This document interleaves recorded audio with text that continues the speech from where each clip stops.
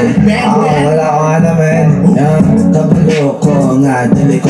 Nami-miss ko si Lily, pero ito lang ang pinapamusic ko, man. Sa giniba sa baon niya ako ang dagan. Tinanimaw dangan tanan ako disugan. Pinagandaan ko pa yung music video neto.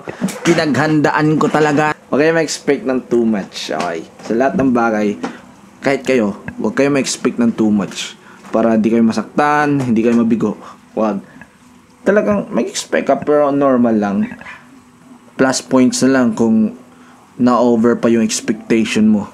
Naanak ko diri akita na kung ano ko makipulabo sa ako ang mga para kapag dapat tinita pagandal sa damay tinita pagandal sa damay palit tinita pagandal sa damay palit ayong kumpir ayong kumpir ayong kumpir palit damay palit ayong may palit damay palit.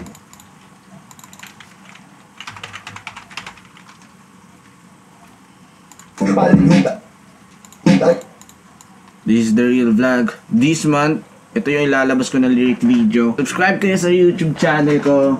Tsaka follow kayo sa Facebook page ko, Jarrel Music. About sa music yon, mga bagong ilalabas ko. Tapos, The Real Jarrel. Facebook ko yan. Facebook page din. Diyan ko i-upload mga Bisaya content ko or mga raw shots. Pero pag vlog talaga, pag gamit ko tong camera na to, dun sa Jarrel Vlog. Sa YouTube din, meron akong YouTube. Madami. The Real Jarrel sa YouTube ko. Subscribe nyo ako dun. Tapos Jarrel Music sa YouTube ko. Subscribe nyo ako dun para updated kayo sa mga update ng buhay ko. Tsaka sa music ko. Lalabas na tong Dame. Di ko alam kung kailan. Basta this month, malalabas to this month. Music video na ito, I don't know. Pero pinagandaan ko pa yung music video dito. Kasi meron tayong gagawin na kakaiba sa MV na to. Alam nyo, nami-miss ko si Lily. Nami-miss ko si Lily, pero ito lang ang pinapamusic ko, man. I know that you wanna forget me. So girl, just do. No one's stopping you.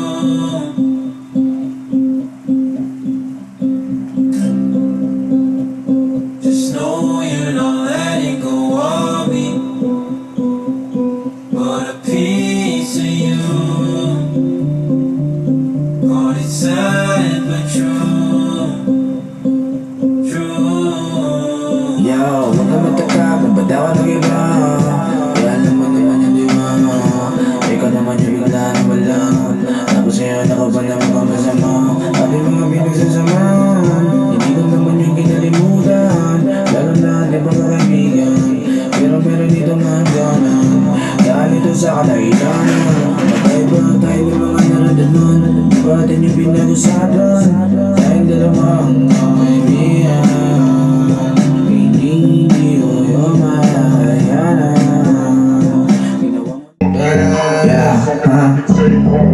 Napansin na sa panahon garon. Sagot pa ang asay, pastigay. Wala ko nga naman. Kabalo ko nga, dali ko talentado. Meron pala ko kaya, pero mapagdisado. Mga rhyme na ako, simple raw tayo. Pero matingala ka, manuwag kayo. Uy, buti mga skills, kung ibang mga topic. Puro lang ka fake shit, alam ko basic. Pero real shit, dang. Palayo na ako sa bullshit, yeah.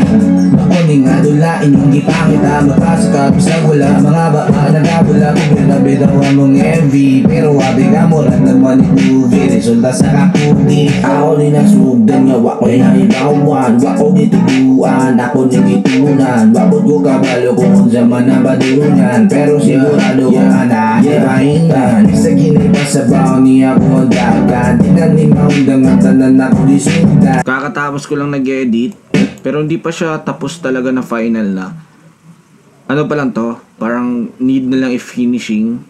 Need na lang i-polish talaga. Tignan kung merong i-add na effects, meron delay, may mga ano, kung meron pa idea na idadagdag.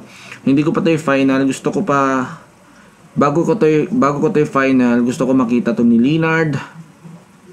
Kasi may kakaiba ding idea yun. Ako ni nasugdan nga wako na ibawan, wako gituluan, ako ning itungan, wako ko kabalo kung unsa man ang badungan, pero sigurado ko ana di pahingan. Sa giniba sa baon niya ako ang dagan, di na ni maundangan tanan ako lisugan. Layo pa ko sa ako ang gusto maduan, pero layo na sab ko sa akong gigikanan. Di ba ko sikat pero na may pipila, sa ako na inspira, ha? Di pa ako sikat pero na may pipila, sa ako na inspira. Damn. Ay sa na uta diri akita kay akong So yun yun. Bakit lyric video muna? Dahil pinaghandaan ko pa yung music video neto. Pinaghandaan ko talaga na yung pinaghandaan talaga. Unlike sa mga dati ko music video. Kasi yung dating music video ko talagang raw lang yun eh. Raw lang lahat yun eh. Kung ngayon na day mag-shoot, so ngayon lang din ako na araw nag-iisip kung ano yung mga gagawin natin ng mga angles. So ngayon may hinahanda tayong props, mga gamit, tsaka mga ideas, mga editing. Napapractice na ako ngayon na mag-edit dahil yun, hinahanda ko. Pero wag kayo ma-expect ng sobra. Pero ang sasabihin ko lang dito is kakaiba to sa mga dati kong nalabas sa music video. Kasi ewan ko kung bakit. Pero hindi naman sa itong music video lang, sa lahat na eh, sa lahat na. Kaya dati kasi ang nangyari, talagang pabilisan lang eh. Pagkatapos ng kanta, rekta agad gawa ng music video, tas bam. Ngayon is hindi na.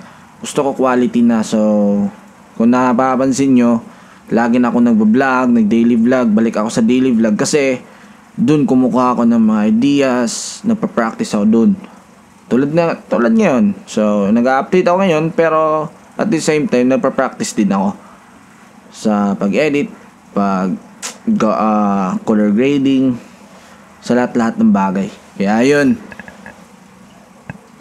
This month, siguro wala akong music video na malabas dahil sobrang gipit ng mga sobrang busy, madami pang kailangang pokusan, tapos madami magaganap.